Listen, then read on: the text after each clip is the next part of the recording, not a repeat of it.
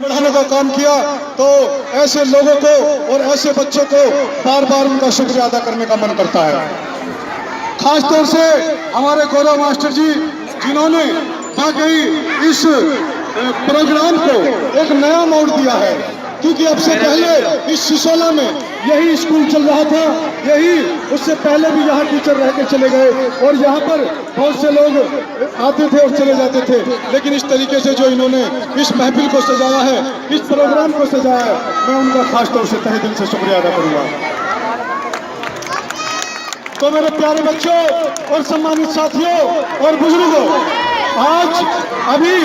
ये बच्चे छोटे छोटे आपको स्वच्छ भारत का एक नारा चल रहा है। बस शांति से बैठ जाओ, बैठाने आराम से, साले नीचे फेंक दो, ऊपर आ गए।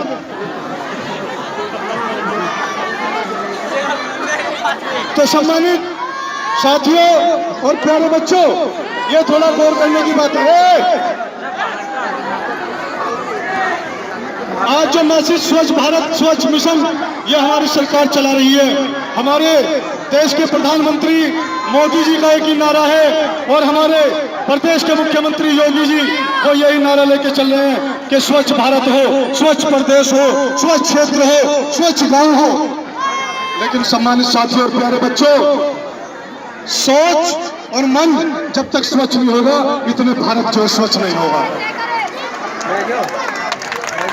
मेरे प्यारे बच्चों,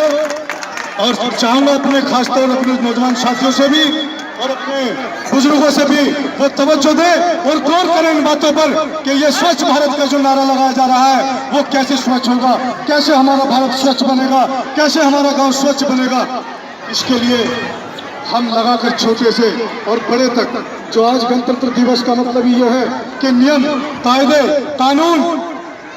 यानी आजाद देश से मतलब नहीं था, उसे कायदे कानून में रहने का जो हमारा संविधान, हमारे भीमराव अंबेडकर जी ने जो संविधान लिखा, हमें कायदे कानून सिखाने का काम किया, वो यही कायदे कानून है। मैं आपको